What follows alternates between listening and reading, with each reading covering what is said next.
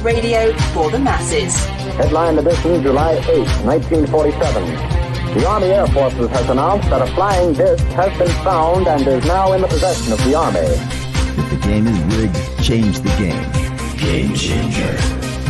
I occasionally think how quickly our differences worldwide would vanish if we were facing an alien threat from outside this world. This is Fade to Black with your host, Jimmy Church, on the Game Changer Radio Network. Yo, yo, yo. How you doing? Fade to Black. Today is Tuesday. I love saying Tuesday. I don't know why. July 9th, 2024. I am your host, Jimmy Church. What is cracking, everybody? Yeah, we're dealing with the heat wave. I was watching the chat. And now, here's how that typically runs, okay?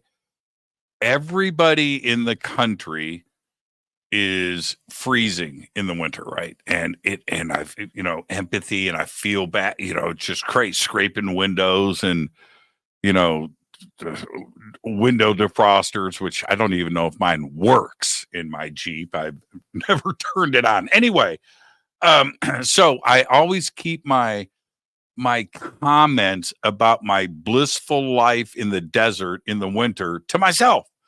I know what people are going through, shoveling your driveway so you can get up and go to the store and do I get that.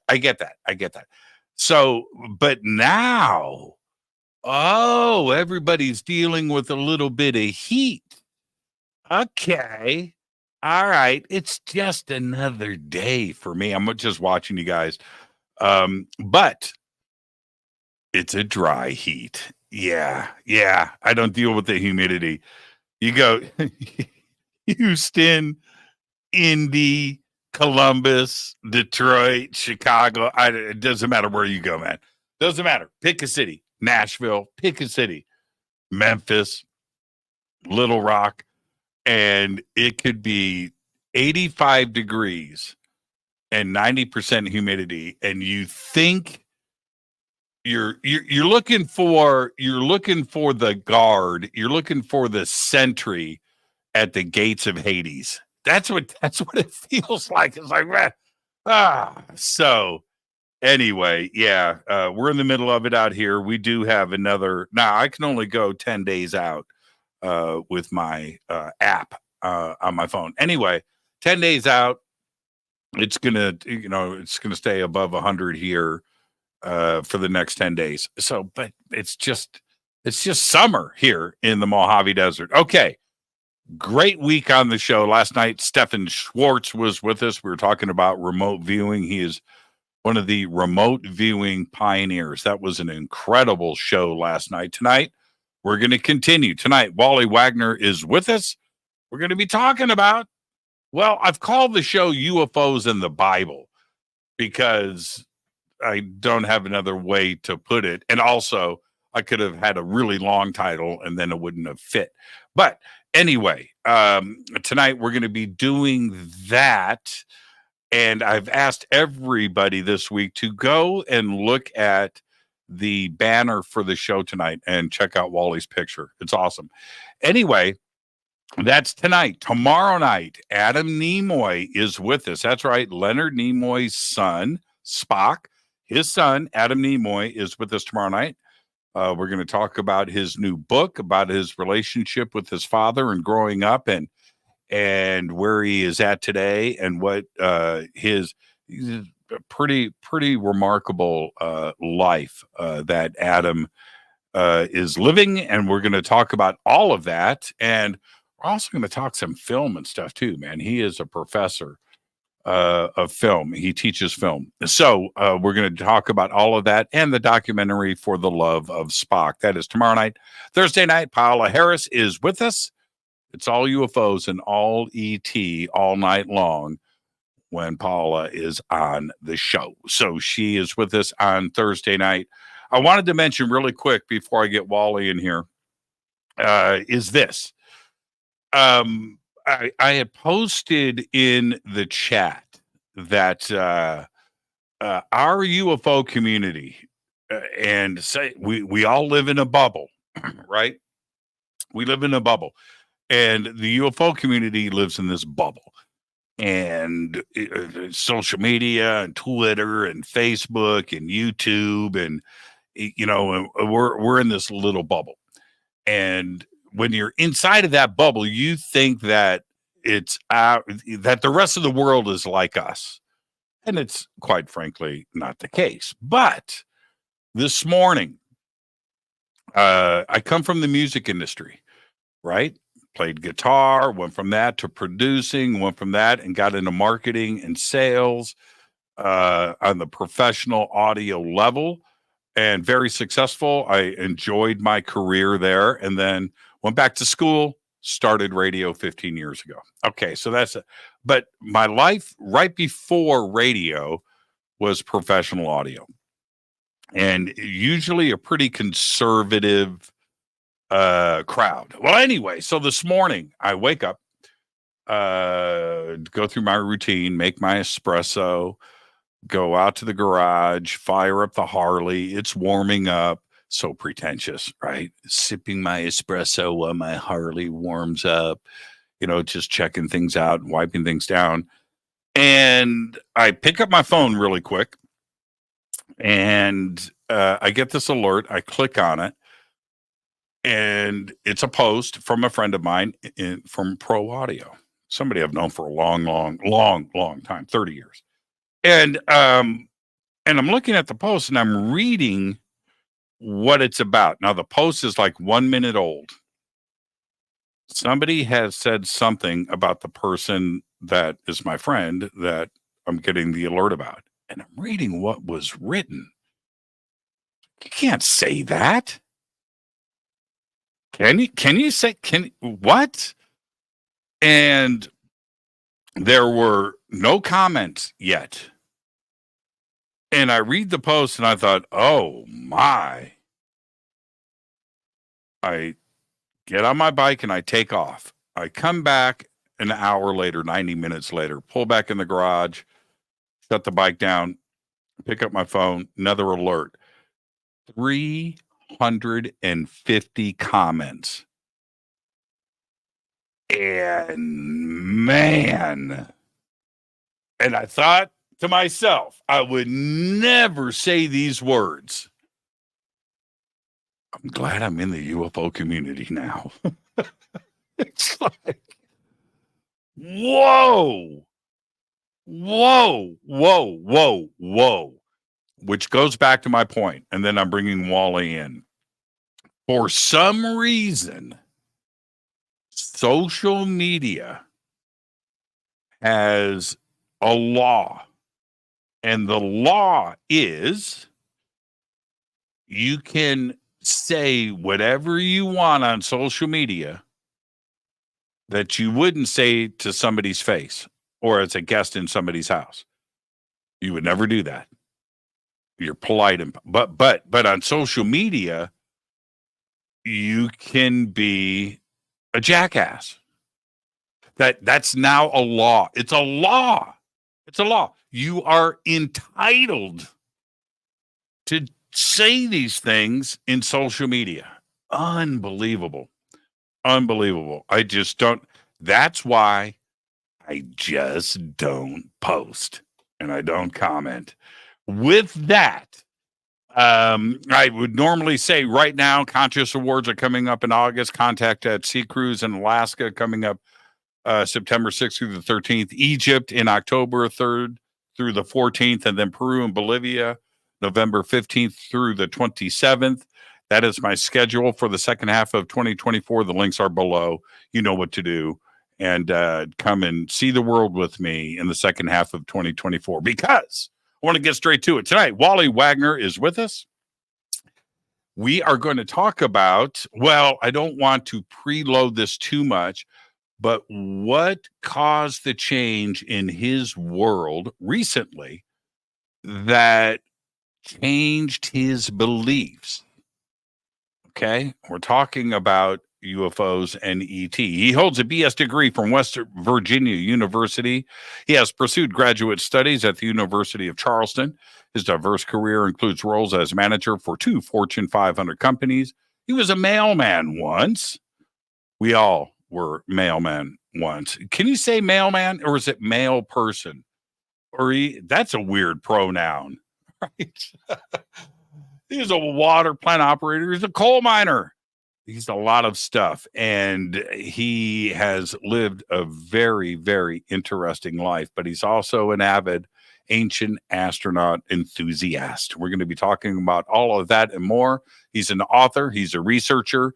You can see his books and read his stuff at withingrasp.net. His links are below, and I would like to welcome for the first time to Fade to Black, Wally Wagner, and he's right there. Wally, how you doing, man? I'm doing fine as frog hair, Jimmy. Thanks for having me. Frog hair. Frog hair. We used to smoke that in the 70s. I smoke something a little different, I'm afraid. Do you okay, let's get the first time guest disclaimer out of the way, which is this. Wally, it's just you and I sitting on my couch having a conversation as friends, and where the conversation starts, it starts. Where it ends. But we're going to end as friends. You have to accept so we can move forward. I accept. Okay, good. Do you remember? I'm not going to forget. I'm wearing my David Bowie high fidelity t-shirt for you tonight because you're an audiophile.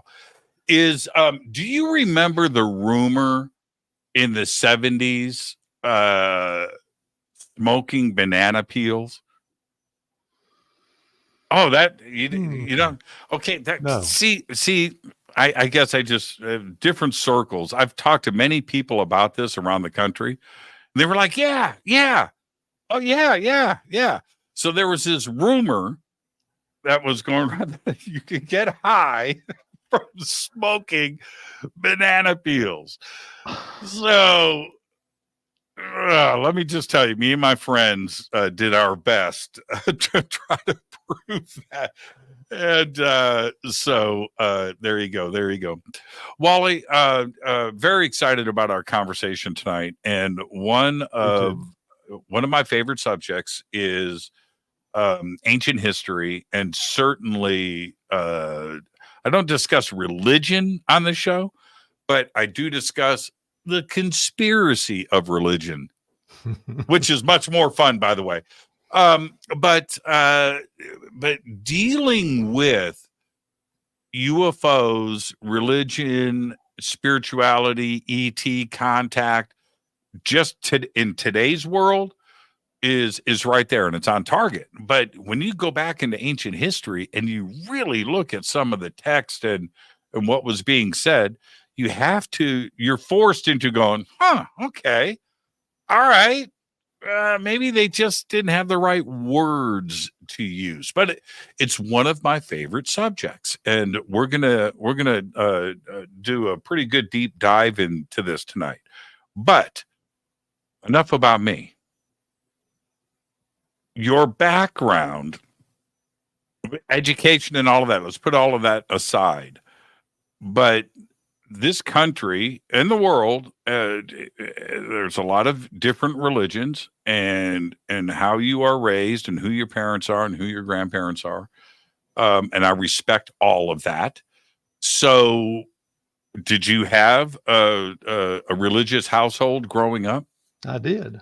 And I also respect all religions. I grew up as a conservative Methodist and moved to Virginia in 1993 from West Virginia and became a conservative Southern Baptist, and was Baptist for approximately 8 years, and then switched back to conservative Methodist. So that's pretty much my religious upbringing.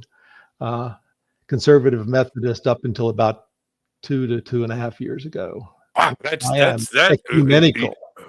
So you for those that don't understand, that's serious religion. Yeah. that's woo, man. I have a few other names for it, such as maybe following a certain dogma or doctrine or agenda, maybe indoctrinated. That's a strong word. Well, but see, the thing is, and again, do your thing, right? I say this to everybody: do your thing. I am nobody's. I am nobody. Don't do my path. I am the opposite of that. But the thing is that when once you are, this isn't with everybody, and I don't want to sound like I'm, like this is just the way it is with everybody. But when you get into certain religious institutions, you are not allowed to sway one way or the other. It's a very narrow path that you are allowed, I'm going to say it, to walk on, right? It's very narrow. And if you go outside of it, you are like banished from the tribe, aren't you? Well, I would agree with some of that. It's not quite as narrow as one may think.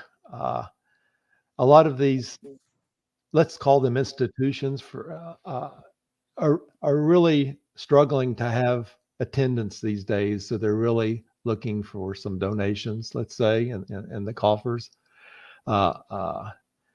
Unless you're one of these new churches that are supposedly not tied to a certain religion. They have a lot of young people. Most of the mainline churches, at least around here where I live, are struggling. I would say the average age in them is somewhere around 70 to 75. Right.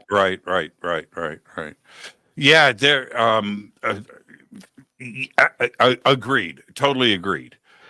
But there is, when we go back and look at, and we're going to stay with you right now because I want to know what happened, right? Okay, but if we go back and you look at the Spanish Inquisition, or you look at what was going on in Italy and the Vatican, 1,000 years ago, that was and think about Copernicus and Galileo and these ideas that were proven by Galileo, right? The ideas and the theories put out there by Copernicus, but the telescope gets invented, right? And lenses are polished, right? Lenses. That was Yep. like a big technical thing, right? A couple up, but then you look through that and you're like, well, things are not what they seem to be. Well, that will get you killed, and did get a lot of people killed. It did indeed. And today, it's the way that it is. It's a very right. So, and that's what I'm referring to. You're allowed back in the medieval time. The church was the only game in town up until the Reformation. Right. So really, since the Reformation, I mean, we have over 33,000 Protestant denominations now. So you can pick one. They're all tweaked just enough, so they stand out from the others. But regardless of pretty much what you believe, you can tie into one of those and still have a little bit of sway room. And okay, now this is where I insert a joke. And to some, it's offensive, but it is what it is.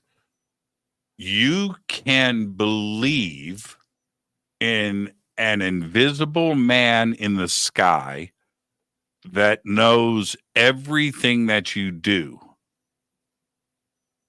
but UFOs are not real. Right? It's like, wait. Or they're from the devil. Yeah, right. Like I said, you can just insert, whatever you want there. But for you, what changed and when?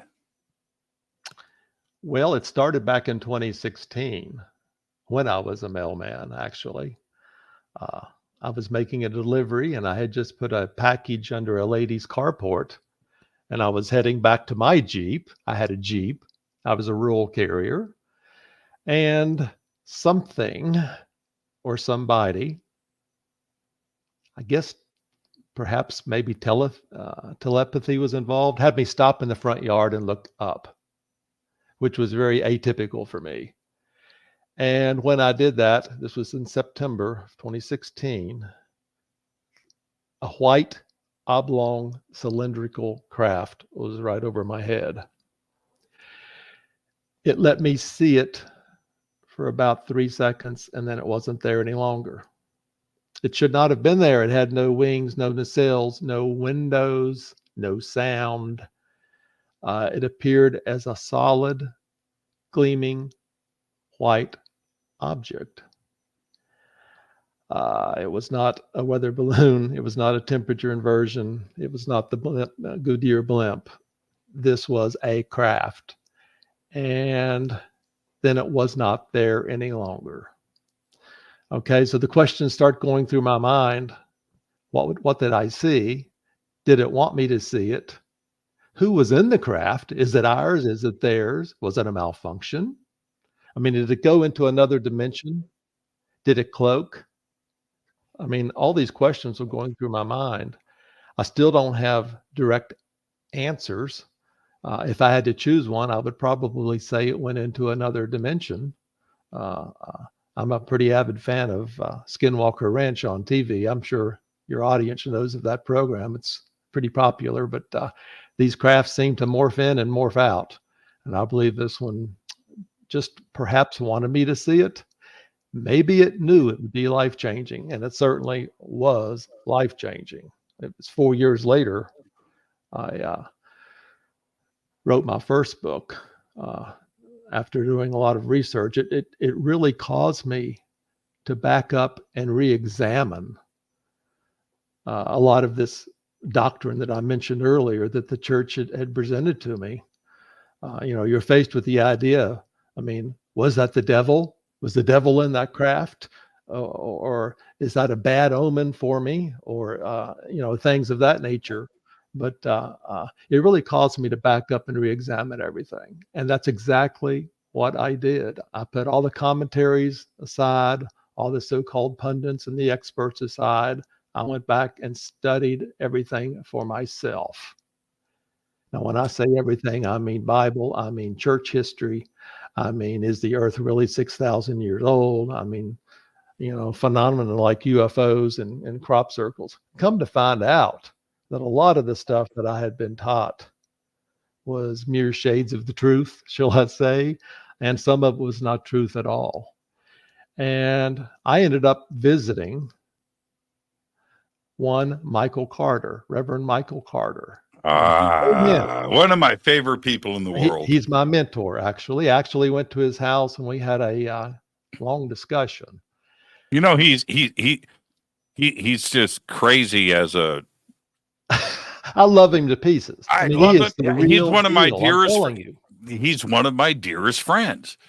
And when I say crazy in an endearing way. He's a very courageous man. Very courageous. Very intelligent. He's very crazy. Courageous and very humble. Smart. Yeah. Yes. Yeah. Dead on. He's out of his mind.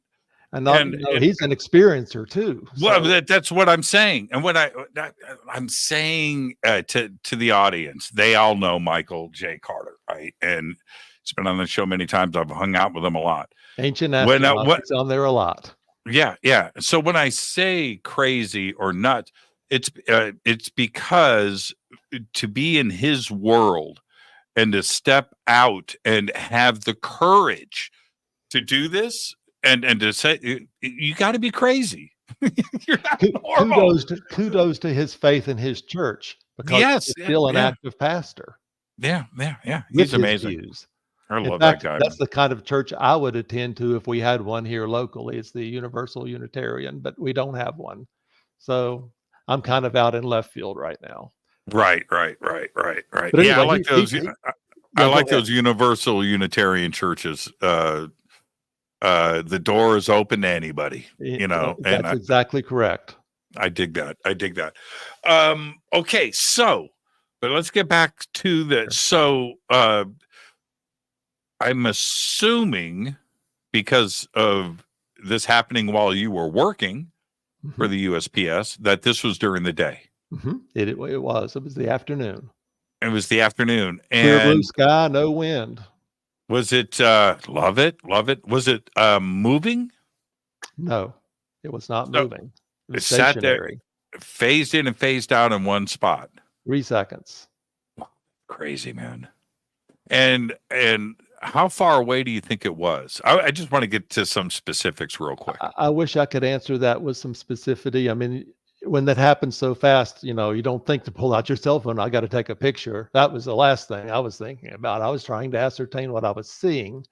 Right. Initially I was thinking maybe 1,500 feet. Now I'm thinking it's maybe close to like 500 to 1,000 feet, somewhere in that range. Probably So- the craft was maybe 50 feet long by 30 feet wide. Definitely about a 5-to-3 ratio. Wow. It was Okay. it was what they call the white tic tac. I saw it Yeah. about a year before it came out on TV. So it's that my classification for that type of sighting is Holy Grail. And because it's daytime, you can see shape, you can see the physicality. It at night, lights in the sky, whatever, you can't see, it's cool, right? There's nothing wrong with it. But when you have a daytime sighting of something, that's a different classification. That's the Holy Grail. And definitely, and unless you saw reports in the news or anything like that, that kind of stuff is personal. It might have been just for you. Well, it was definitely personal. You hit the nail on the head there, for sure. But anyway, Michael told me that, what is happening is that you're being put on a path, spiritual path. And I told him I would pursue it with both eyes open. And by gum, that's exactly what this has turned out to be, a spiritual path. And that's what I've been pursuing for the last, 8 years. Okay, let's get to the end of the story. Let's get to today, and then we're going backwards. Have you had any more sightings? No. I've had several dreams about the sighting that I saw, but I have had no new sightings. Usually not. Well, look, I'm no expert here, but because you are now, I almost said exposed, open, right? It's going to happen again. And I think that with most people, they have their first sighting, right? They go through their whole lives, right? 10, 20, 30, 40, 50 years, nothing. And then one day, boom. Then after that, so last night, all right? This is last night. No, I'm sorry. I apologize, everybody. I must speak the truth. 2 nights ago, after the show. No, wait a minute. What's today? Is today Tuesday? Today is Tuesday. Okay. So, no, it wasn't last night. Oh, so it was 2 nights ago. It wasn't after the show, but 2 nights ago, Sunday night. I'm out on my patio on the second floor, right off of my bedroom. And I walked out there, and it's about midnight, I'm going to say 11 midnight, like right in there. And the only reason why I went out on the patio was just to feel the temperature outside. It was still like 100 degrees. So I wanted to go and see what it felt like at midnight. And my TV in my bedroom, I had just turned it on, and it takes a minute for the external memory to load into the TV. So I'm waiting for that to happen. I walk out. And this is what happens. Something goes in my head. Look up. Now, it wasn't a voice, but instead of looking at the neighbors' houses, which I do, right? Look in their windows from my second floor perch, I look up at like 1 o'clock at an angle, like right about here. And I'm looking at the black sky, and all of a sudden, whoop, big, bright white light, just right where my eyes were looking, goes, whoop, pew, gone. Just like that. And I stood, and I was like, okay, it's going to light up again. And it didn't. But, you put your arms down, and because for a minute there I was like, yeah, is that it's just a story. I don't have a picture. I'm alone. I'll never mention this in my life. It's just a story. But it was for me. It was like the coolest thing. It was cool. It was cool. Look now. What? Boom. Just like that. And what if I would have walked outside 10 seconds later? I would have missed it. You would have missed it. Right? Yeah. So crazy. what do you think happened to that craft? Do you think it went into another dimension? Let's stay on this subject for a second, because this is where it ties into religion, at least for me. The ideas of heavens and earth, right? Spiritual realms, these ideas, many religions have their own versions of it. And it's the Book of the Dead in Egypt. And just look at any, right? So the ideas of other worlds being out there and around us is nothing new. It's nothing new. So one of the things that is repeated over and over again is experiences like yours. Same thing. I've had the same exact, I had it right 2 nights ago. So, is it as simple as something coming from somewhere else that we can't see, appears here for a sec, and then goes back to where it came from? I think it's that simple. Now, we can use the word interdimensional. We could say parallel worlds. We could say multiverse, whatever you want to. We none of those are correct, right? Not right. They're not the right words, but yeah, I believe that your experience and mine and millions of others that are like this, I guess interdimensional is the only classification that we have right now with our tiny brains, and I'm okay with that. I would go along with that. Interdimensional. So with, okay, again, this like goes back to religion. Do you believe that it's existing right now all around us? We're just not at the right frequency, whatever, to see it? Interesting that you mentioned frequency. I mean, we can only see somewhere like, I don't know, 380 nanometers up to around 700 nanometers. So we can't see the X-rays and the microwaves and the ultraviolets and that type thing. So these crafts have always been with us. Let's make that clear. Even thousands of years before Christ, these are documented. I mean, Josephus saw crafts, and crafts, as you know, are all throughout the Bible. As if I've got 30 both direct and inferred instances in my latest book. But we've never been alone.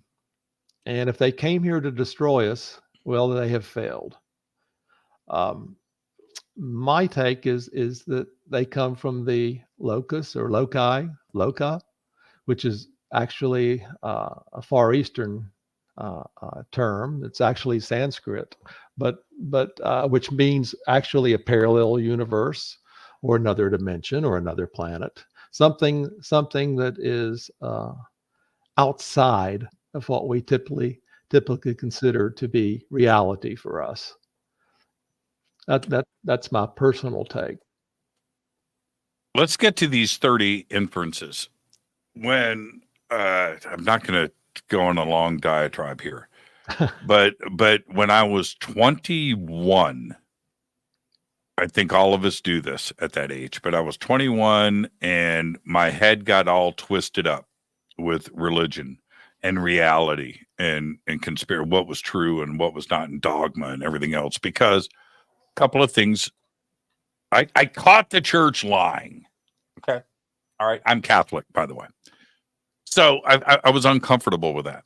So I went and I read the Bible twice in one summer, which I had never done before. Started Page 1, Genesis, let's go. Got to the end, flipped it over, read it again. Only because I wanted to be able to participate in conversations about it and have some basis, right? Right. Okay. Most people say they've read the Bible. They've never opened the Bible. But I didn't want to be one of those people, right? Okay. So, but I'm on my second reading. And I'm about a third of the way in, and I'm just pounding the pages. It's a great book. It's a great story. It's a great novel. It's great fiction. And something happened to me, Wally. I'm in bed, right, in my bedroom, and I'm reading. And I went, this is about UFOs. And it was like, wah, right? It was like... It was like, oh man, it was like the movie Vertigo with the camera pulling back, my room is spinning and Jimmy Stewart, right? And it went the rear view or all of that.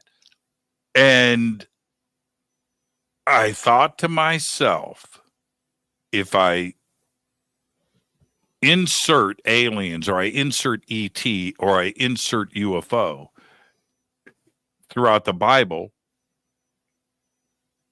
it's more accurate. Now, I was 21. That was 40 years ago. Now we talk about it all the time. But for you to have written about 30 in the Bible, what stands out for you? Well, this is a longer program than what I'm normally accustomed to, so I'm going to discuss one I haven't discussed on the air before. Let's go. Okay, it's nine verses long, so I actually need to read it first, and then we'll discuss it. Is that okay? I'm using the New Keys to the Kingdom Bible, which is a new Bible that's out. It puts the Hebrew back in its original form. It puts Elohim back in the Bible. It puts all the original books back in their original order.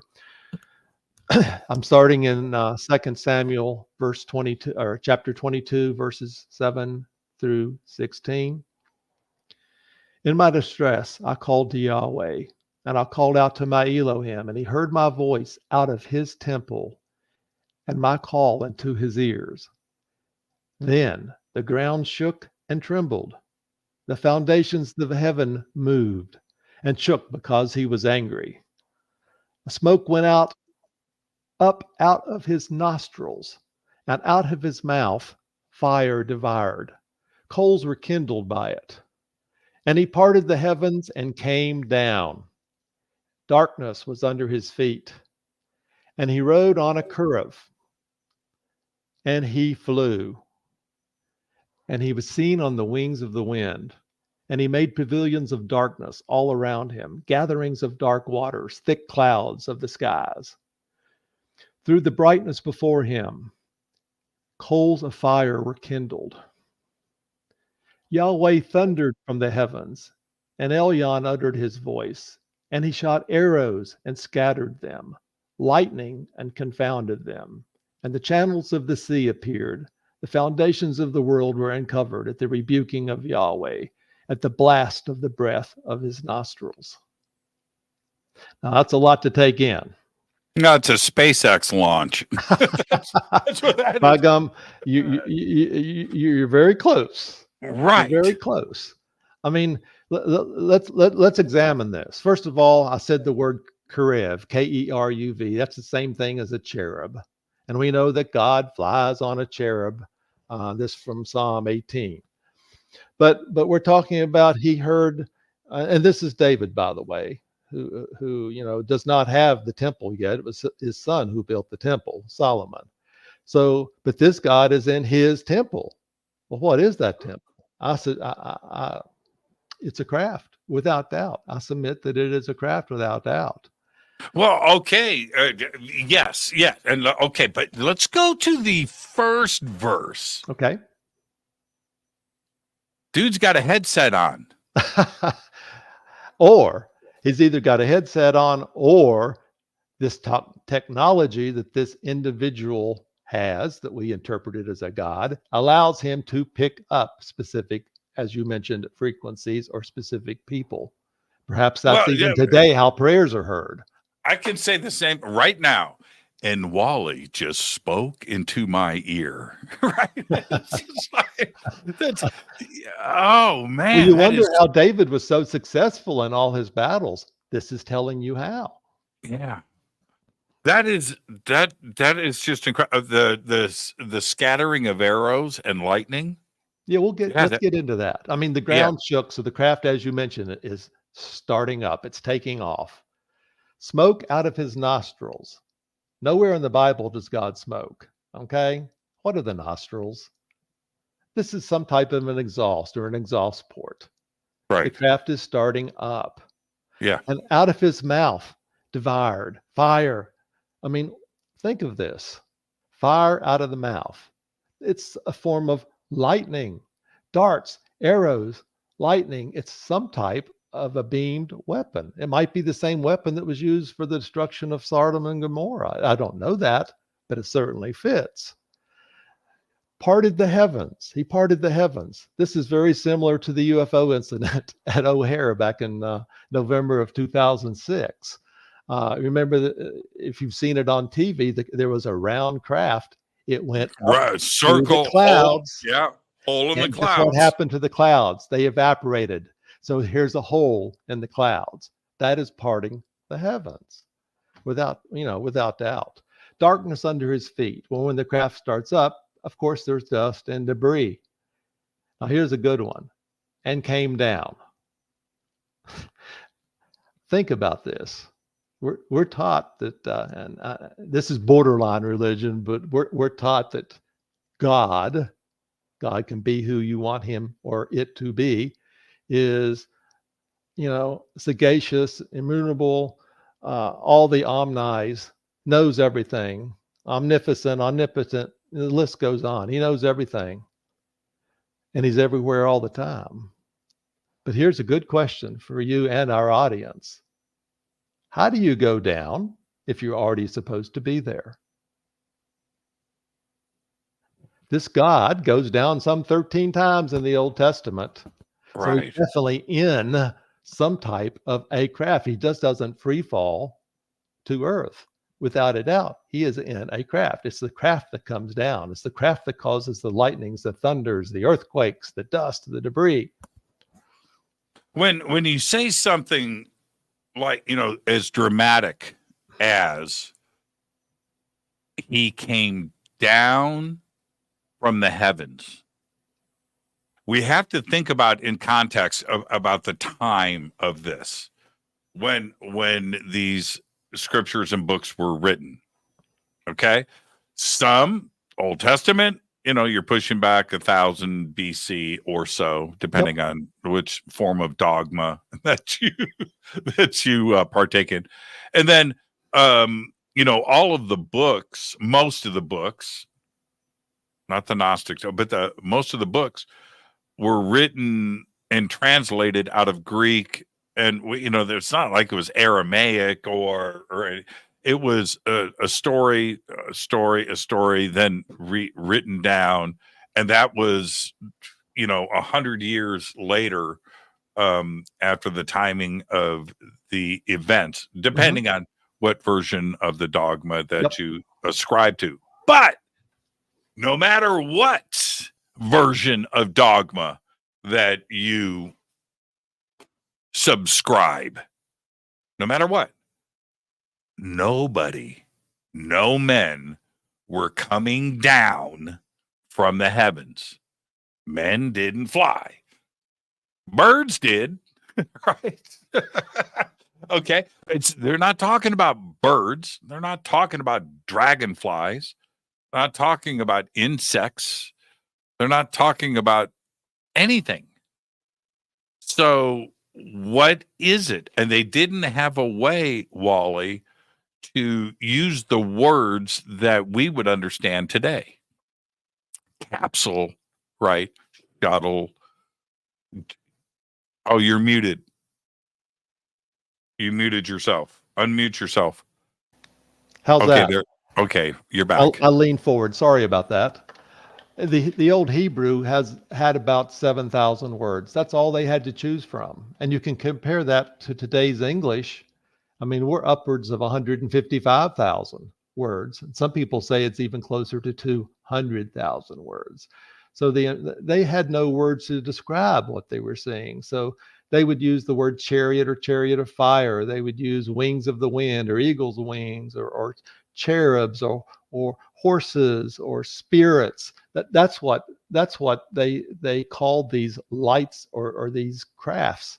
And they did not have the term unidentified flying object or something like that. So you have to understand that when you read, it's really not a chariot of fire or a cherub per se. It is a craft that actually had weapons on board it, a craft that John went into in Revelation 4 and that Ezekiel saw and went into. I mean, these were crafts without a doubt. And these crafts started in Genesis and go through Revelation without doubt.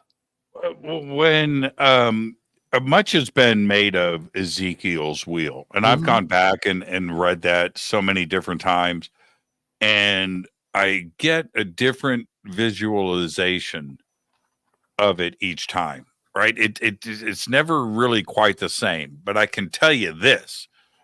It's not, what's the word that I want to say? It's nothing sitting on the ground. This is something mechanical in the sky. That's no matter how you want to configure it, or let's see what you've got here. Put it up to the screen. Let me see. Ah, I like that. That's in Crossing the Crevice. That's in my first book. I like that. So describe, you don't have to show the picture again, but describe what is developed in your own mind's eye. Well, it was a craft on four wheels, and those four wheels could move in any direction. That's what Ezekiel saw.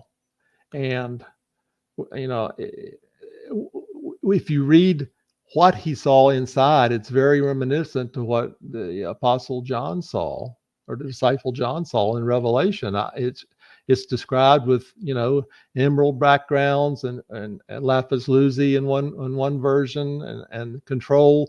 It's like Star Trek. It's Captain Kirk sitting in his chair with some beings around him, like Spock, for example. That's what that is. I mean, without doubt for me now. I mean, I read over it so many times in the past, and it just did not click. It did not click until I saw my craft and I was forced to do all this study, you know, myself. And now it is, you know, full blown. We've never been alone. And these people all through the Old Testament, including the early part of the New Testament, they saw crafts. Now, the question is, anytime they saw a craft, was that considered God? Or was it someone like us who had technology so superior that they were interpreted as gods? You remember the movie, what was it, Warren Beatty, Heaven Can Wait? Yes. Okay. So that version of heaven is what I had problems with when I was a kid. God and the angels sitting on top of clouds looking down on us, right? But that's what we were, right? That's what we're taught. That's what we're taught. Yeah. I had big issues with that. I just did at the age of 5. I wasn't buying into it, but I had always pictured if this was going on, it was going on in the stars.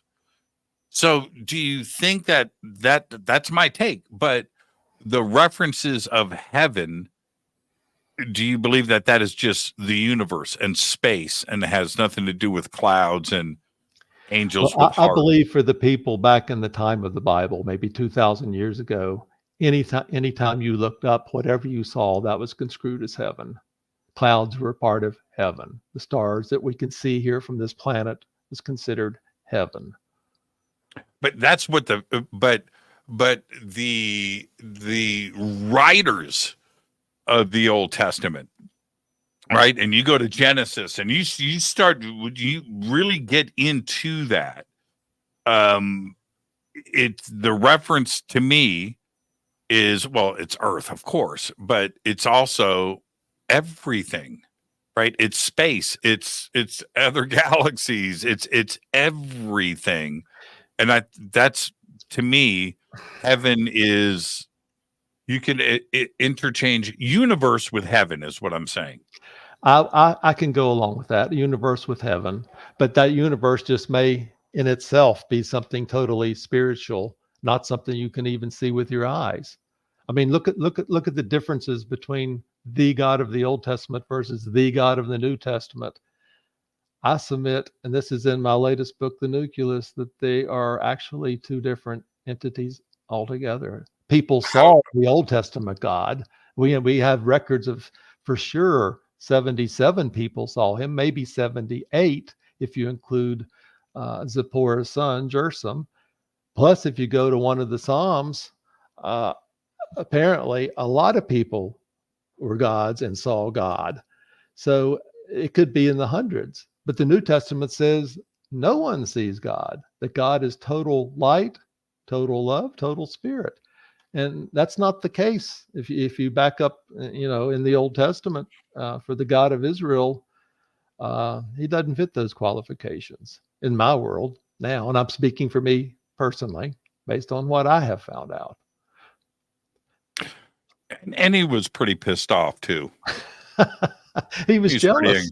He was the only jealous God. He was one of 70 gods. That's another thing I've discovered based on Deuteronomy. Who do you want to be your God? Do you want the God of what we now call the Old Testament God to be your God, or would you want the Most High God to be your God? The Most High God was El, E-L. That's who Jacob built 2 altars to.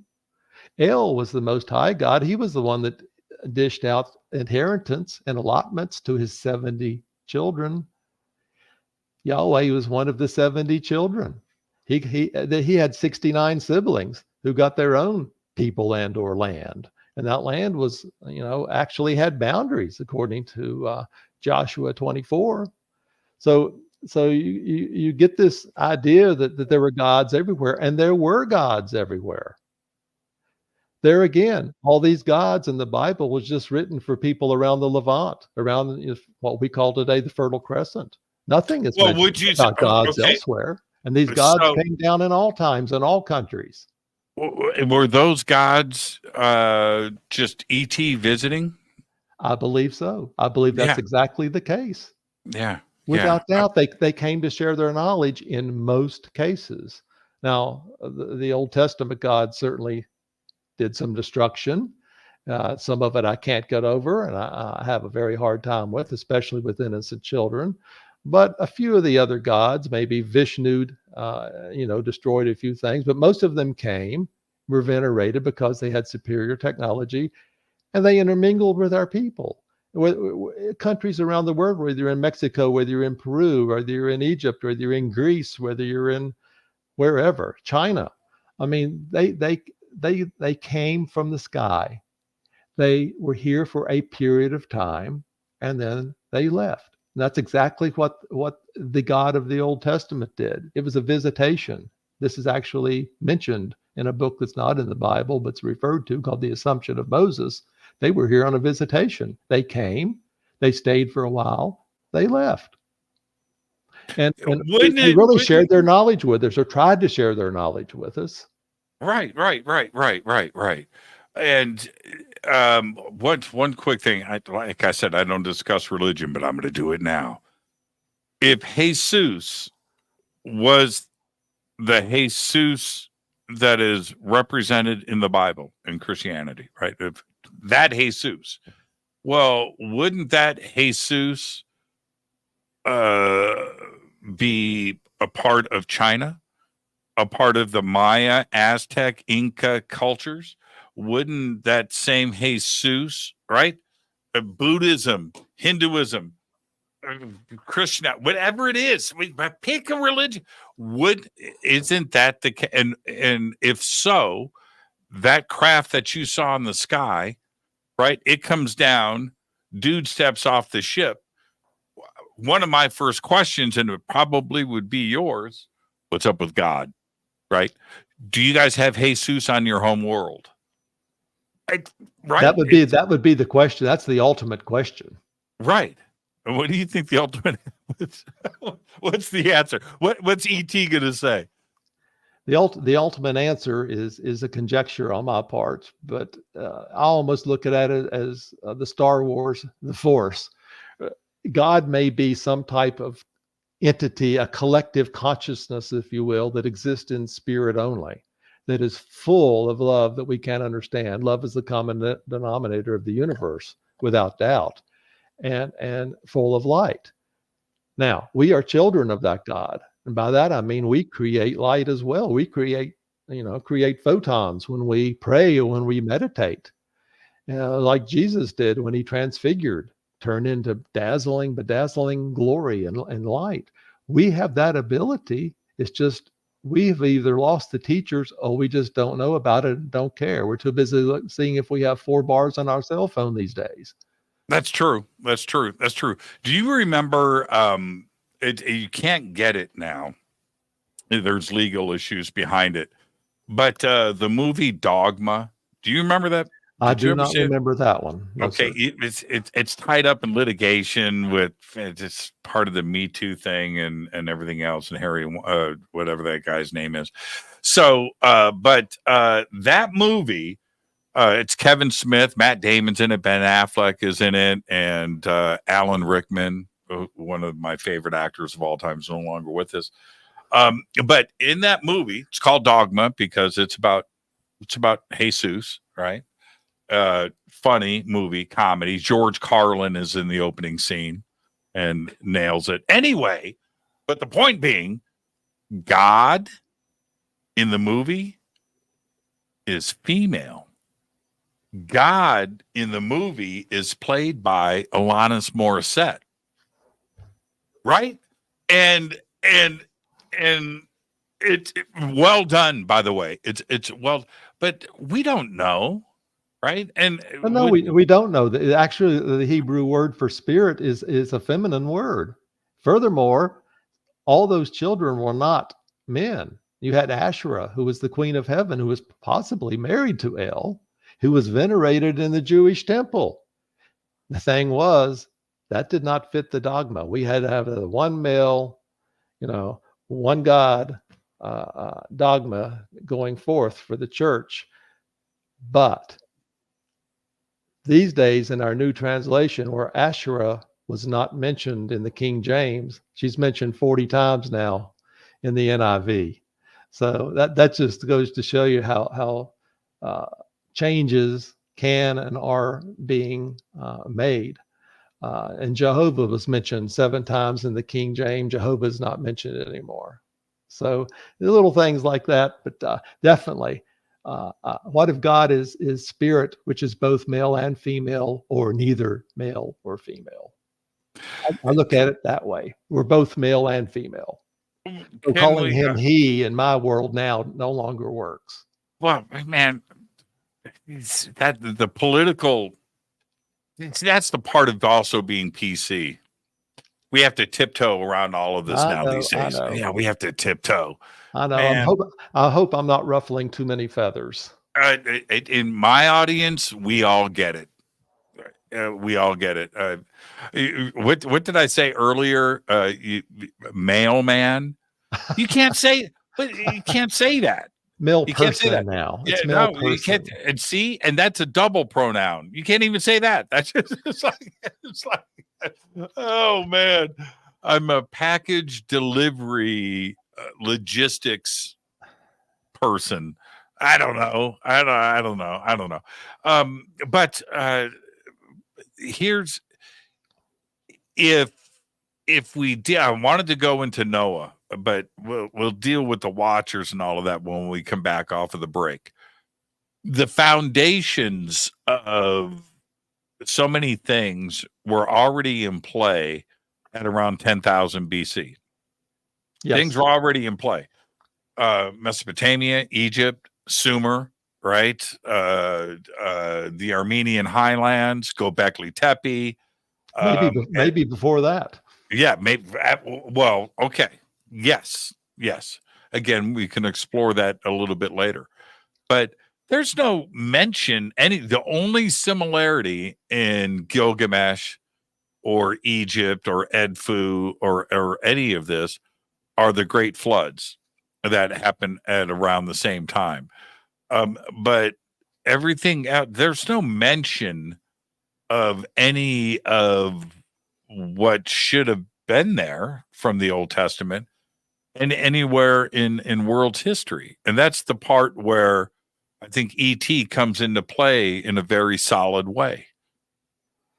I understand. Well, the Bible's only written for about, as I've been taught, 7,000 year period. So if you go much further back than the flood, there's no history. But yet there's been multiple populations here on this planet in my world going back hundreds of thousands of years.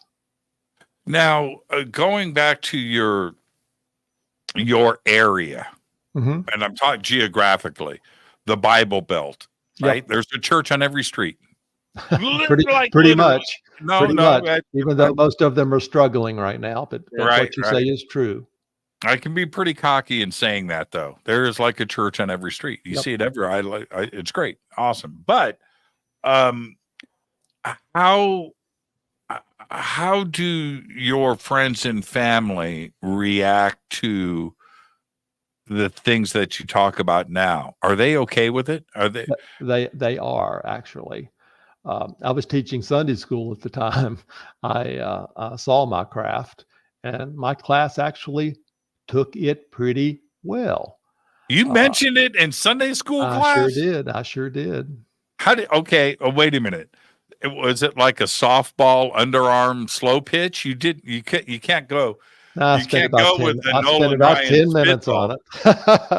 I spent about 10 minutes on it, but they were used to me saying things off the cuff. And I said, well, I saw a craft, and it was right over my head. And pretty much, what I described to our audience here this evening.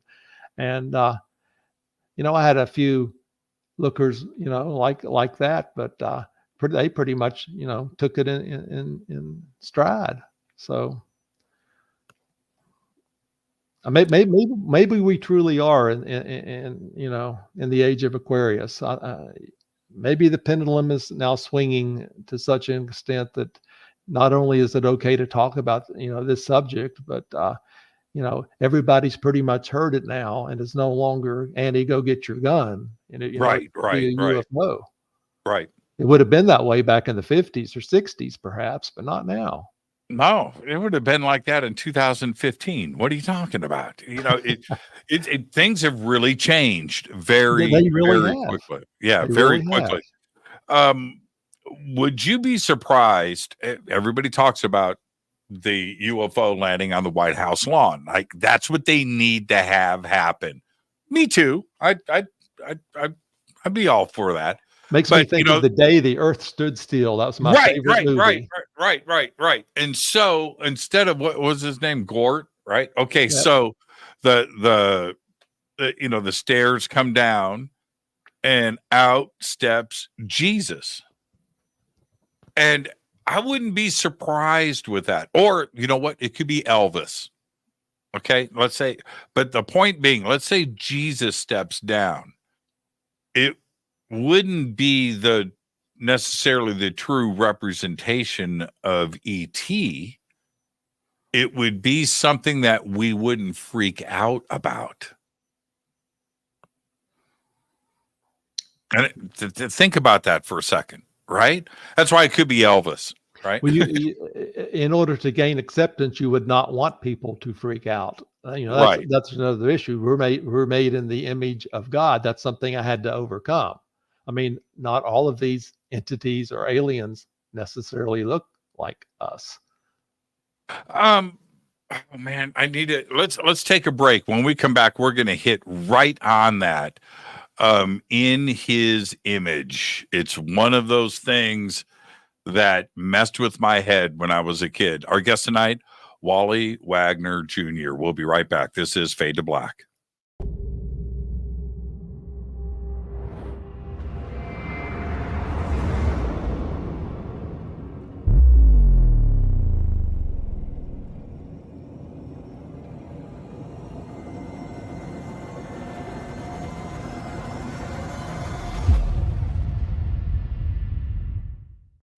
Subscribe to our YouTube channel to get your alerts and access to over 2,000 videos. Click that subscribe button right now. Go to jimmychurchradio.com and get the Fade to Black official podcast. 2,000 episodes, all of them commercial free for just $2 a month. Hi, this is Jimmy Church of Fade to Black, and I want to invite you to come to Alaska with me on the Contact at Sea cruise. It is this September 6th through the 13th, 2024. We are on the largest ship in the Pacific Ocean. That's right, the Ovation of the Seas. It's an amazing cruise, and a ship this big is so much fun. We've got lots of activities and lots of great speakers. We are leaving from Seattle to Sitka, Alaska, Skagway, Juneau. We're going to end the cruise in Victoria, BC, and arrive in Seattle on September 13th. We've got a lot of amazing speakers, including we've got Seth Showstack, Scott Walter, Stephen Bassett, Daniel Sheehan, Daryl Sims, Mas Adi, Vivian Chavez, Grant Cameron, Geraldine Orozco, Misha Johnston, and Melanie Aguirre, and a whole lot more. All you have to do is go to divinetravels.com. You can also go to contactatsea.com. Both are going to take you to a full event schedule. You can check in, look at the boat, get things ready to go, and maybe get a cabin with a balcony. That's what I'm talking about. Come see the whales. Come check it all out. Let's go to Alaska this September 6th through the 13th, 2024 with me, Jimmy Church. Now, when you head to divinetravels.com or contactatsea.com and get signed up, you know what? Use my name, Jimmy Church. I'll see you there September 6th through the 13th, 2024. Let's go to Alaska.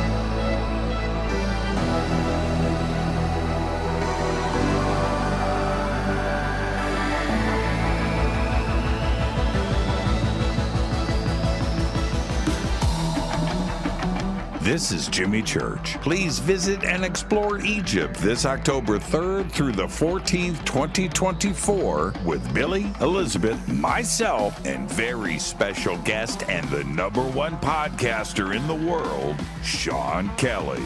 It's simple to do. Just go to forbiddenknowledge.com and click on upcoming tours, or click on the link below. We'll see you there. Watch Into the Vortex on Gaia TV. It's Fade to Black for the screen. Simple to do. Go to Gaia.com, search Jimmy Church, or click on the link below.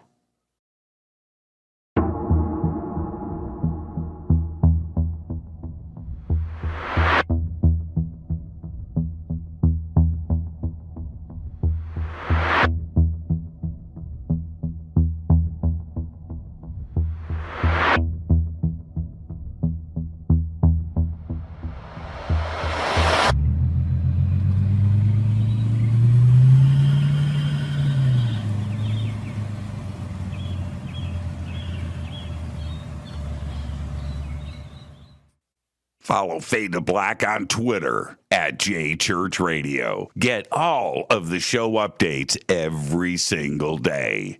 It's now called X, but who cares? How you doing? Jimmy Church here. Special announcement. Get your Fade to Black t-shirts. That's right. Help support the show. Help support everything that we do over here. We've got 2 t-shirts. We've got 2 ways to get them. Get your Fade to Black t-shirt today. Go Beckley Teppy. Go to jimmychurchradio.com and become a Fadernaut. Get a membership. That's right. Everything is commercial free. You have access to downloads, and you get to call yourself a Fadernaut. River Moon Coffee, makers of the Fade to Black blend. Truly the best coffee on planet Earth. Just visit rivermoonwellness.com or their Amazon store. It's all simple to do. You can check out the Fade to Black blend, the Game Changer blend, or any of their Black Moon Wellness products. It's the only coffee I drink. It is the best, and it's Doc. Again, rivermoonwellness.com.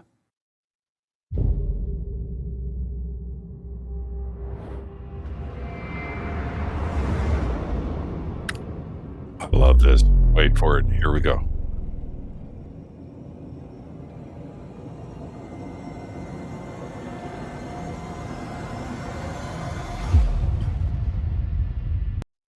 Man, I dig that so much. Fade to Black. I am your host, Jimmy Church. Great conversation tonight. Our guest, Wally Wagner, talking about UFOs, ET, and the Bible and his own personal experiences.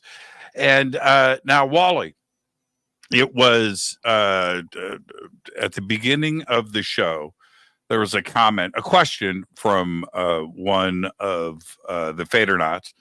Wanted to know, you got all that cool gear, but what speakers do you use? That's a very good question. Philharmonics. I actually have Mr. Miller's demo pair. Dennis Miller. Yeah. Wow. That is one of the things that the generations, a generation ago, my daughters, right, and forward, vinyl has made a comeback for sure. It has, right? It has. But MP3s messed it up for everybody. They don't have the generations don't have the experience of depth of field and true fidelity anymore, and everything is recorded differently. So the new stuff. So that's something that is missing for music today. And I don't want to sound like my dad. I don't want to sound like parents. I don't want to be the old guy in the room. I don't.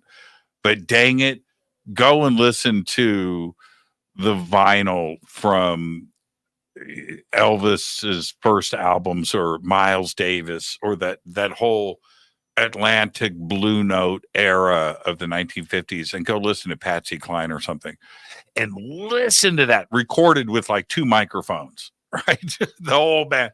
And you have that. You have all those dynamics, and that's something that is missing today. So I salute you for being an audiophile. It's a really big deal to me. It's in my blood. Yeah. Now let's get back to it. Okay.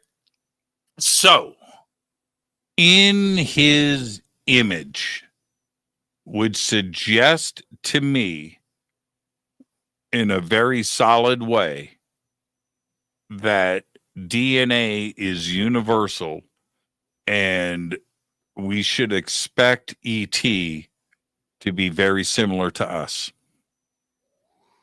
In a way, but perhaps in a way not. Let me expound on that. I'm a member of the Barra Foundation, and some of that's in my latest book, but come to find out that the God of the Old Testament did not create this world or the universe. This little world was already here. The Elohim came here. The key word is Bara, B-A-R-A. That was the word that the old Hebrew used. It was a division between the Elohim and the Shemin. The Shemin were already here. So there were already people on this planet when this God came here. So it was a division.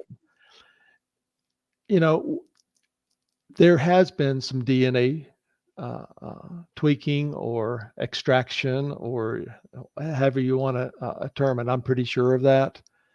It could be that some of these beings are so old in their lineage that they need some, I guess you maybe call it new juice to rejuvenate their species. That's quite possible. It's also quite possible they're creating hybrids perhaps for something they know is going to happen here, or perhaps to move us to another world where a hybrid would be a better fit than they would or we would in our state. So I have an open mind, towards all that. I know the the Apaches, the Indians, they saw God or the Creator come in a craft, and he was described as having a beard. That's their history. That's their interpretation of God, and it could very well be that the craft that came here, that we do look like those people. But you have to understand that there are many types of crafts that come from many areas of what we call space, and not all these beings necessarily look like us. I mean, we've mentioned Michael Carter before. I mean, he's actually seen the mantis being, let alone Nordics and tall grays and short grays. The thing is, it's your consciousness and your spirit that's inside these vessels or these bodies that makes us who we are. The body is just a facade. That's all it is. And if you believe like I believe now, you say you were lied to, and well, I think we were all lied to, because reincarnation was an accepted tenet in the early church. It was for several hundred years. Several early church fathers, believed in it, including Origen and Clement of Alexandria.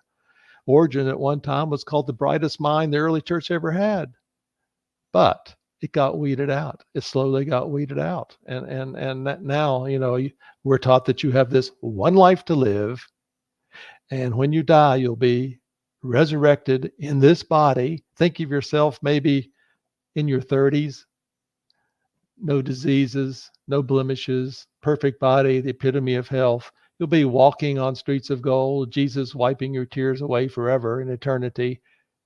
And that's what we're taught. I don't buy any of that anymore. I got to tell you, that sounds boring. What do you do? I mean, if everything is perfect forever, you start to twiddle your thumbs, right? Right. Most people believe what they're taught when they go to church and Sunday school. I mean, I fell into that category for 50 some years. I mean, if you're told the same thing over and over and over, you're pretty much going to be indoctrinated. Let's face it. It takes something, maybe an event like what I had, to jerk the rug out from beneath of you to realize that not everything you've been taught in the past is true. And that goes with our science as well. I mean, I'm pretty sure we're already out there. When I say we being out there, I mean, I'm a believer in Ben Rich, who said we've already taken ET home, and this was back in the 90s. So we have for sure. Government. I know probably agree with me on that. And we've already been out there. I mean, just look at the black budgets, in the Pentagon. But I'm getting a little off track there. But no, you're right over the target. but here's the thing. You and I, right? We're sitting up in heaven, and 1,000 years go by of happiness. And Wally, you're going to turn to me. So, Jimmy, what do you want to do today? I'd be like, I want to throw a brick through a window. The church doesn't teach us anything about that. Yeah, no. They, for me now, I've been alive many times before, and the church would say, I'm not getting into any particular religion, but overall, painting with a large brush, that when God knew He was going to make you, He knew He was going to create you. But I say He knew me because I was in the spiritual worlds, in my spiritual body, where He or she or it resides. So, of course, He or she or it knew me when I was in my spiritual body. But I've been alive many times before. We are all children of God. And you can interpret that many ways, but it goes all throughout the New Testament that we are children of God. In fact, we're little gods. I'll just go ahead and say it. In the past, I would have been considered New Age and probably kicked out of the Southern Baptist Church. But the way I read it now, I'm a small god too. That's based on a bunch of different verses. But think of it this way: if we're children, you don't grow up in one lifetime. Without a doubt, we can't even walk on water now like Peter did, or bring somebody back to life like Peter and Paul did. I mean, we've lost our teachers, and to some extent, we don't even want to be taught anymore. We're too busy. I mean, things are different now. I think we're actually retrograde instead of going forward. But this soul and spirit is in each of us, and we're each on our own paths. And we're each wanting to be like the Creator, whomever you discern the Creator to be, and that's our ultimate goal. And as I respect all religions now, and I include some of the Far Eastern religions in my latest book, because I find many truths in them. Many of their truths are what Jesus taught in the upper level that was weeded out. The Gnostic stuff. About going inside. Yeah, the Gnostic really stuff is what some it of is the now. Spiritual, heavy duty stuff. They didn't understand it. I think maybe that's one of the reasons it was, not really given a lot of credence. They did not understand it. And I'm not sure the disciples ever understood it totally. Well, when I first read parts of the Gnostic books, Mm-hmm. and I was like, this is kind of spot on. Well, it is. Right. And that's why the church freaked out. That's part of my take on it. But the other part is, okay, so in God's image, right? Okay. Well, he created the Sex Pistols. right? Or anything, right? That's you can't dismiss certain things. You just can't. Like, you've got 800 CDs behind you, right? God invented all of that, all that, and it was up to humans to classify things as demonic or satanic, or Elvis, Benny Goodman at Carnegie Hall for the first time. Benny Goodman, right? 1930s. Famous headline. So he plays Carnegie Hall with his clarinet and cause people to dance in the aisles. Right? Oh, that was blasphemy. That was worse than Galileo. Right? And think about that. I have issues with that. And if we back up, one more quick question. I got to go back to Jesus. If we take Jesus literally as depicted in the Bible, he teleported like Star Trek. Mm-hmm.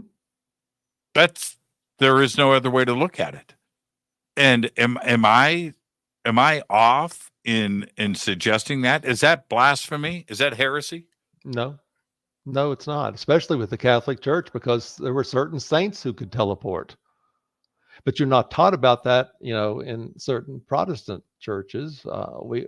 Saints really are not brought up. But if you go back and study some of the saints, and I put a few of them in my book, one of them actually teleports, and one of them actually levitates.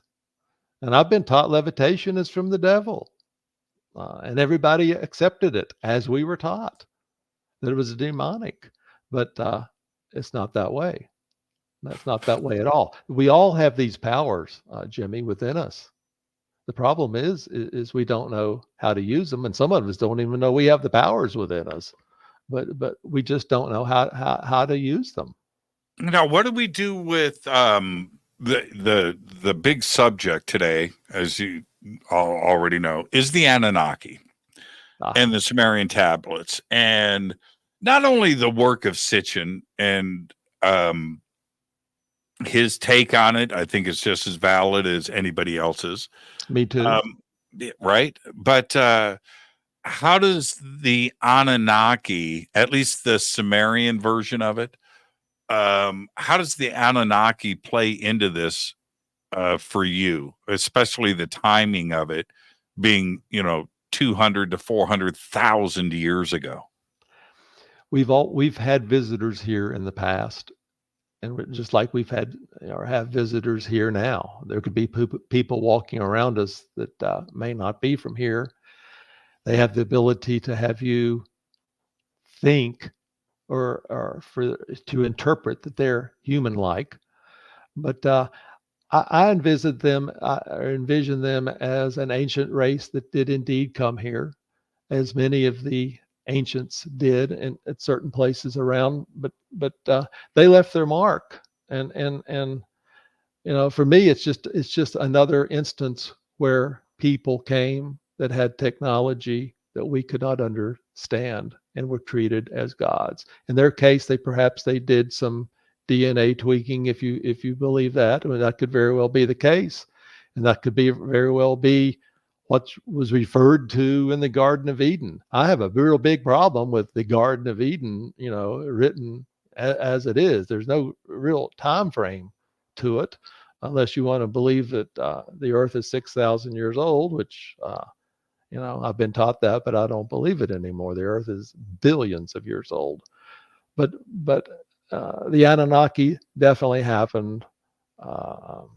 Tweaking certainly happened with our DNA, and like everyone else, they left. They went back home or went to other worlds. Good. I don't want to make fun or sound like I'm having fun at other people's expense. I'm not going to do that. But I had a long conversation one night with a friend of mine. His name's Lane. This was 30 years ago in New York City. And Lane, one of the coolest, smartest people I've ever known, and pure audiophile, by the way. We're professionals in the music industry.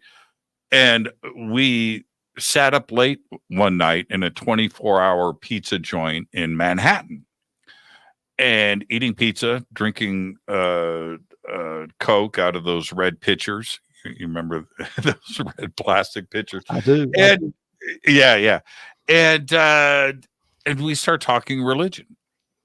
And this is what he said to me. Now, it was a good, fun debate. We love each other. We're just talking as friends. But he said this to me: the Earth is 6,000 years old. And I responded back with, what about dinosaur bones? And his reply, into my eyeballs, right? He's looking right at me. And he goes, it's a test from God for your faith. Right? That was his answer. I'm not making fun. I'm not laughing. I have friends like that right now. Right. And you have to just step back and go, you're not going to change anybody. There's nothing I can say where Lane is going to go, oh, okay, you're right, Jimmy. No, that's not going to happen. The more that I say something, it solidifies his position, right? Do we have to just let it go? There's nothing I can do or say, or well, in my first book, I really get into that quite a bit. I use coal and salt as examples, and carbon-14 dating. I get into that some, as well. Carbon-14 dating is actually pretty exact up to somewhere around 50,000 years. And how many years does it take to go beyond 6,000? But with these 6,000-year-old Earth theorists, I'm not going to mention names, but some of them are fairly popular. They tend to down the carbon-14 and say we should use something different, and they use the mixed up theory, that sometimes when you dig deeper, you find things that are younger and not older. But I don't, and they say that's because of the flood, but I don't buy into that at all. And if they read Crossing the Crevice, when you start looking at coal and salt and the different characteristics of them and where they're located, no way. The earth is very, very, very old. And the question is, when was coal created? You had 6 days of creation. Tell me which day coal was created. Yeah, right. Yeah. You can't. You're going to have to take a little bit of this day and a little bit of that day. And then you realize, well, the sulfur in coal came from salt water. Well, low sulfur coal was in a freshwater environment. So now you're going to have to split it up between salt water and fresh water. And it goes on and on. But the earth is billions of years old. I'm convinced of that. The idea of the Garden of Eden, I'm okay with. But before you freak out, it's metaphor. Allegory. It's metaphor. It's allegory. Yes. It's metaphor, because if you really, what are they trying to say? Well, I look at it now. You can take any fundamentalist, you can have anybody look at that and come up with a bunch of different. Okay, I get that. So my take, dude, it's cloning, it's DNA, it's and all of the science, CRISPR, all of the science that we are doing today is right there in the Garden of Eden, including intelligence and the sharing of intelligence. And it's really bizarre to me how I look at that and I see a laboratory. I see that. And so the allegory, the metaphor, it's okay. So they're going to play it out this way, but that's, you're taking one and creating two, right? Dolly the sheep. Yeah. That's why I'm okay with it. But, right, if you take it literally, it doesn't make any sense. It does not make any sense at all. No. I mean, did the garden have fences around it to keep people out or to keep people in? The flaming swords were only put on the east side. I mean, and the tree of life is still in the middle of the garden. And just because there's a flaming sword does not mean you can't access the tree of life. You just have to have the keys or the knowledge to get through the flaming sword. Allegory, man. It's allegory. It's all allegory. It's all allegory. It's all allegory. Now, I had a guest on the show. I don't want to say his name.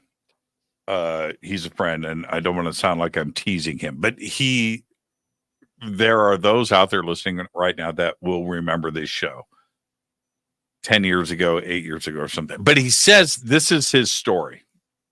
I'm going to give you the short version. He's here in Los Angeles, light in the backyard, goes outside, there's a ship. He climbs on the ship takes off. He goes through the universe, goes up to another star system, comes down, lands on a planet.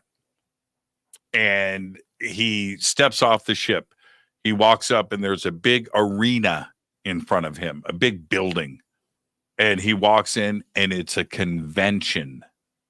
A convention just like today with booths and people and stuff. And he's walking around the convention. He's doing his thing. There's all these ETs and things and stuff going on. And he walks up to this booth, and at the booth is Jesus selling autographed Bibles. And he says, hey. He must have been Catholic. Yeah. What are you doing? He goes, hey, man, it's me, Jesus. And I'm here, man. I'm selling Bibles, man. Autographed Bibles, Okay. Wow. So that's his story. So he goes back out. There's more details to it, but he gets back on the ship, flies back to Earth, right? A couple of weeks later, he hears some noise and sees something in his backyard. And he walks out. This is in Los Angeles. He walks out in his backyard, and there's a teepee in his backyard, and it's lit up from the inside. It's glowing. And he walks up to the teepee, opens up the flap. These are his description. It was a tent shaped like a teepee. Goes up, opens up the flap, and in the teepee is Jesus sitting there. And he comes in, he goes, "What are you doing here?" He goes, "Man, I just wanted to come by and say yo." So he sits down and has a conversation with Jesus. Now, and that I'm not one to dismiss anybody's experiences, because I've got crazy stuff too, that when I share it, I sound as, right? I'm nuttier than squirrel poop. I get that. I totally get it. But what do you make of that?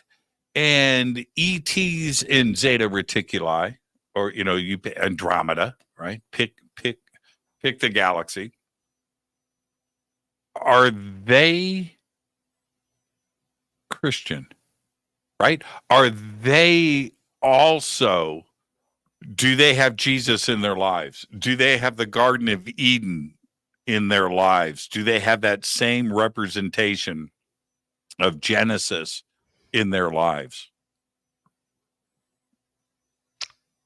Boy, you know how to ask a loaded question, don't you? Yeah, it's on everybody's mind. It's I'm on not sure everybody's Jesus mind. called himself Christian. I think the teachings of Jesus, for me, I view now as being universal teachings, which seem to be applicable perhaps for the universes as we understand them. But to try to relate that to the scenario you said, it's I'm not sure I can give you an answer to that.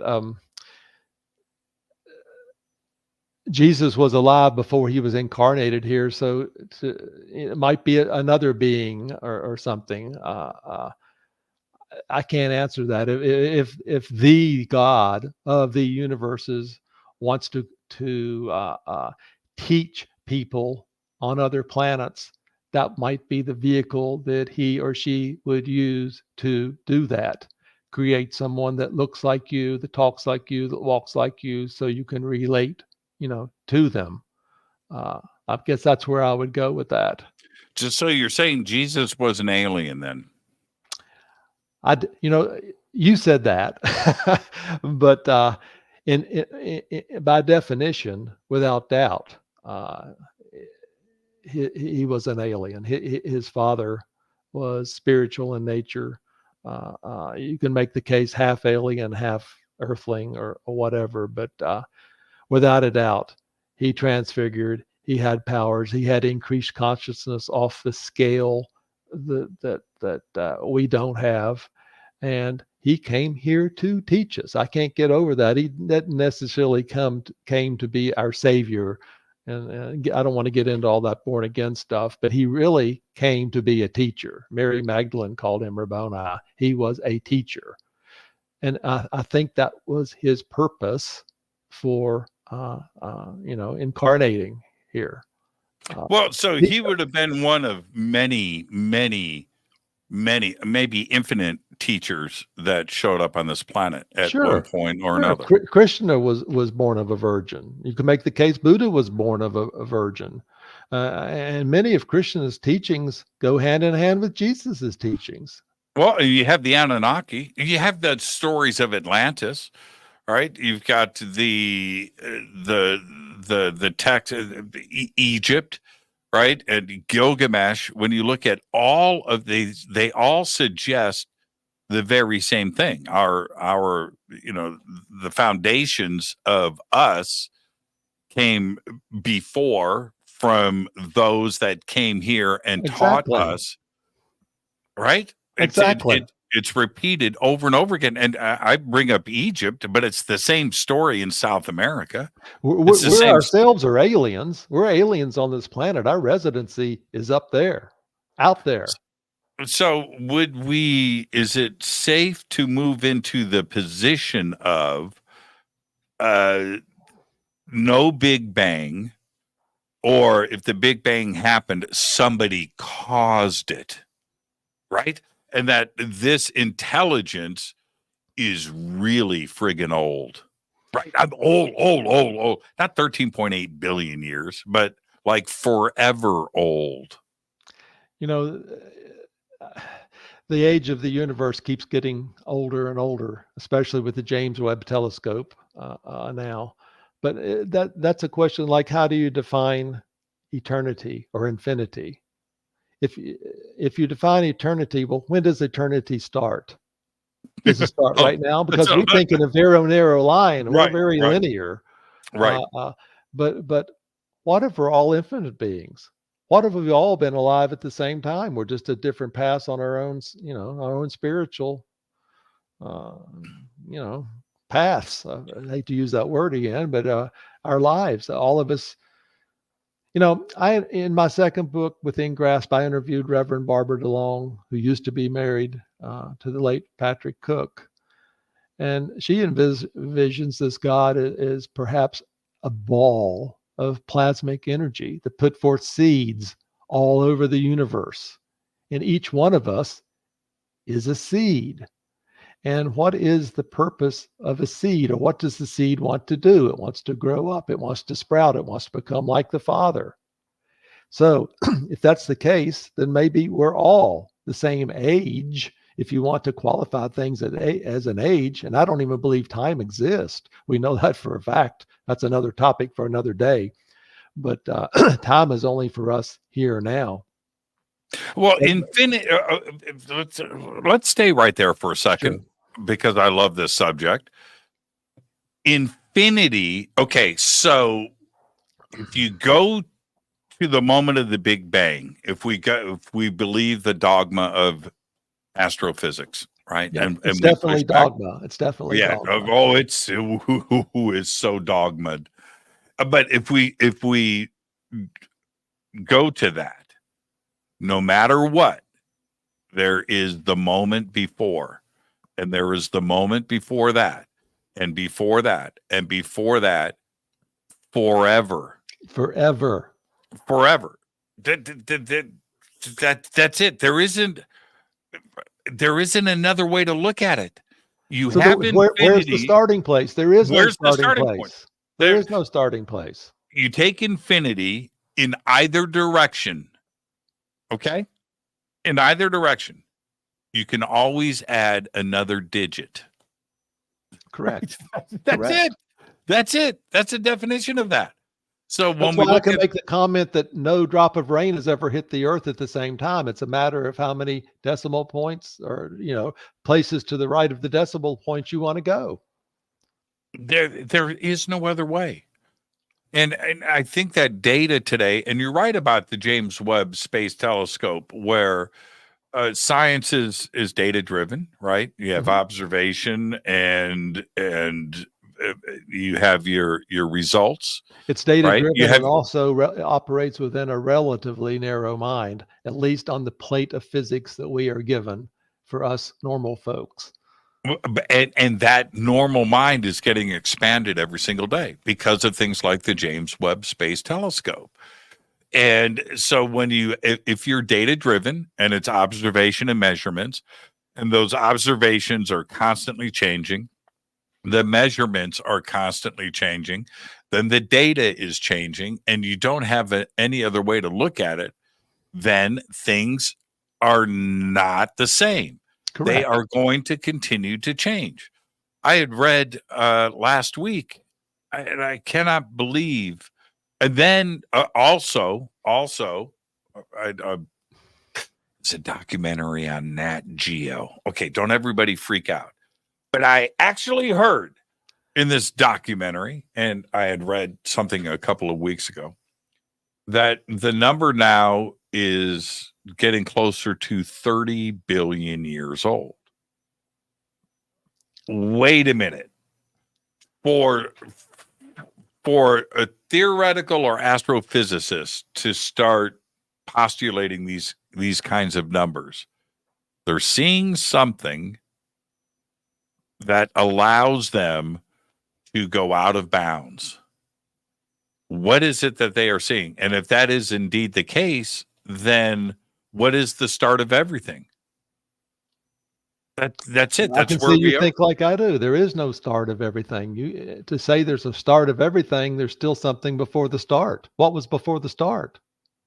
Another universe. And how many Bingo. What if the universes are stacked? and left and right? Exactly. Like That definitely there's levels in heaven. That's something that is basically taken out of the Bible, except for one reference to Paul going to the third heaven. But if you read the book of Enoch, that's in my second book in the appendix. You will learn that there are levels in heaven, and I view each of those levels as different stages of consciousness. or floors on an elevator. Well, it could be, if you want to look at it that way. Right, right. You want to go to the top floor. So if we take, okay, I want to get to the top floor. Do I have to obey laws? What gets me to the top floor? Because the 10 Commandments, there should be only like one. I could straighten all that out. Just one commandment: do the right thing. You're asking me the paramount question. It is the paramount question. What gets you to the top floor? And my answer now is completely different than what it would have been 8 years ago. Looking inside yourself, learning who you really are, learning to control your ego, learning that everything in the universe is connected and you're a part of it, learning that you are a little God and that you yearn for advancement. Doing away with physical things, material things, the wants, the I needs, that kind of thing, focusing on yourself, and going inside, learning to meditate. That's a key word for me now. If you're brought up in the realm of the dogma of religion, you're taught to pray. For me now, praying is taking what you have that God gave you and exposing it to God, asking for forgiveness and whatnot. But meditation is something completely different. It's very personal. It's almost the reverse of that. And for me, that's my definition, is taking what's out there and bringing it in. And in doing that, it's helping develop this soul and this ego that's in you. And I get into soul and ego a little bit in the nucleus as well. Really, that's where a crossing point is, getting into some of the Eastern religions. But I really believe that to get you there is to become, I don't want to use the word pure, but sinless. And we're not going to be sinless as long as we have eyeballs and we have an ego in us that is wanting things that you don't need, that type of thing.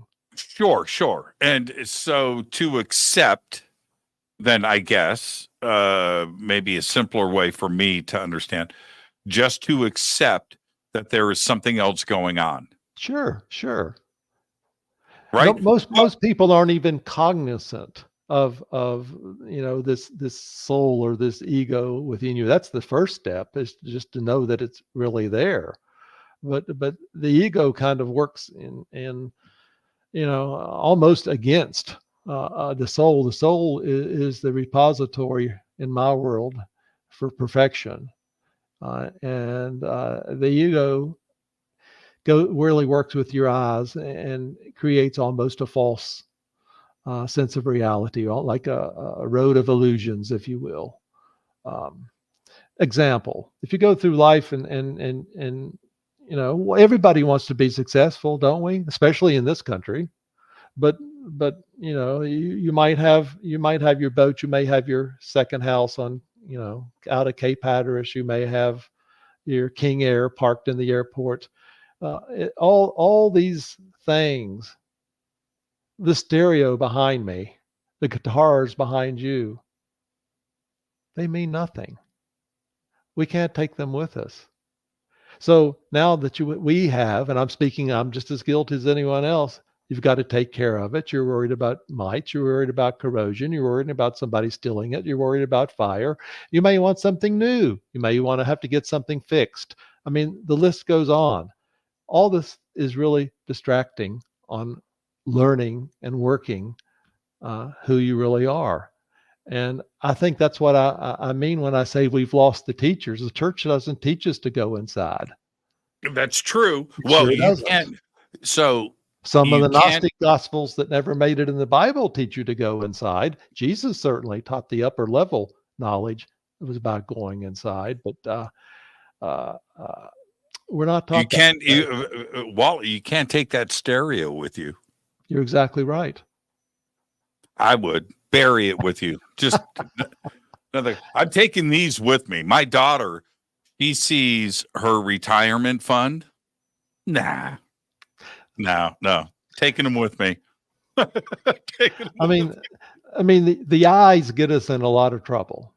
They do. They take They us do. down a road of, well, I'll just be frank, a road that can, lead to destruction. Now, the thing is, though, that I've done a lot of studies on near-death experiences and what happens when one passes. That's part of what I encompassed when I backed up and studied everything. But we don't die when we die. The next life, you'll be presented with what you've done right and what you've done wrong. But it's under a shield of agape love, a love so great we can't understand it. We're already forgiven. We'll be forgiven without a doubt. But you'll realize things that you've said to people from the other person's perspective. You realize how they interpreted it, how they felt, how it affected them from their perspective. That's the way that's going to work. And then you'll be amongst friends there, perhaps people pretty much on the same level or on their point, on their path as you are. And those are really going to be pretty much your best friends in the spiritual world. You might sit around at a picnic table and decide what you did right or wrong in this life, but there's going to be other lives ahead of you because time does not exist. Time only exists for us here now, simply as a measurement of the earth going or revolving around the sun. I mean, if you went, this is Einstein's theory of relativity that we know is true. If you left here in a rocket ship and went 50 parsecs out into space at the speed of light and came back here, nobody would know you. No, everybody would be dead. Yeah, you would be their great, and I don't know how many greats we're talking about, maybe 20 grandfather. That's the way that works, and that's what's meant by a day is but 1,000 years. When you're out there moving around, it's completely different than when you're here in a physical body on this planet. Well, if ET today, not 5,000 years ago, because our level of intelligence and understanding wasn't quite there yet, but ET arrives today, well, he's always here, or she. Let's get into pronouns. But and we were able to sit and talk, not like the movie Mars Attacks, or Independence Day, but like a real conversation. Just sit down and and talk. I think that an intelligent species, obviously, if they're getting here, they're more advanced than us. Okay, so that's the given, right? That's that we can accept. Maybe. Okay. Remember, I think we've already been out there.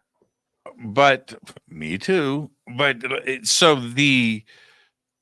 I think that what ET would share with the world is the next stage of our evolution is here. It's not going to be some technical advancement. It's not that we've taken things as far as we can take them. I would totally agree with that, Jimmy. I would totally agree with that. The next stage of evolution is understanding consciousness, Exactly. which it apparently the ancients had a pretty they had it dialed in at one point. They didn't have all the distractions we have. Right. We call this, I guess, advancement. I mean, you see it behind me. I see it behind you. Is that really advancement? It's a physical advancement, but physical doesn't have anything to do with who we are or where our home is. We're spiritual beings. Where's our spiritual teaching? Well, your sighting in 2016, that happens 5,000 years ago. That's God appearing in the sky. Sure.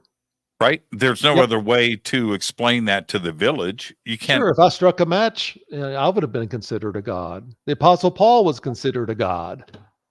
Oh, you would have struck a match back then. That would have been black magic. That would have been voodoo. That's burned at the stake stuff.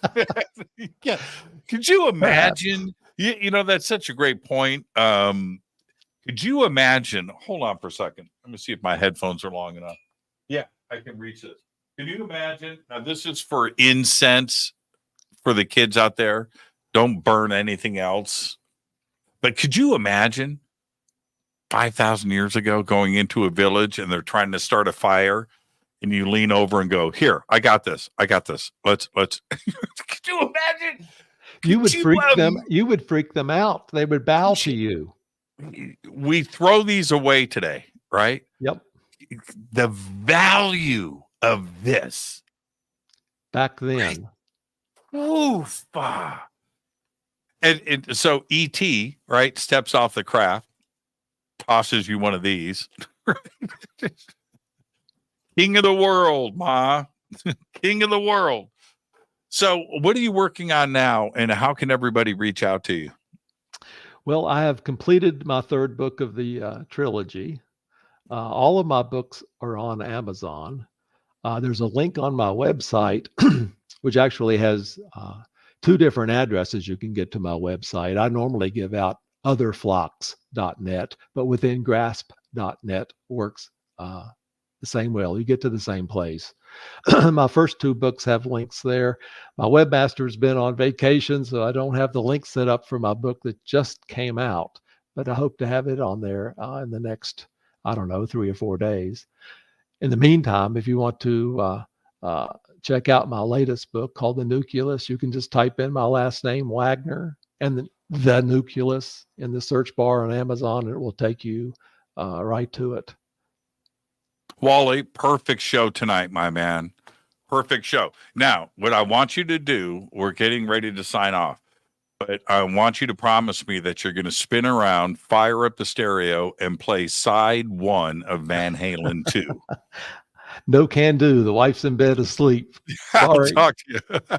Wally, thank you so much, my friend. It would be Deep Purple anyway, Smoke on the Water. Oh, really? Oh, okay. So for me, when I go Deep Purple, I'm like Machine Head or Burn. That era. Oh man, did it get any better? No. Yeah. Okay. So with Deep Purple, man, we're out of time.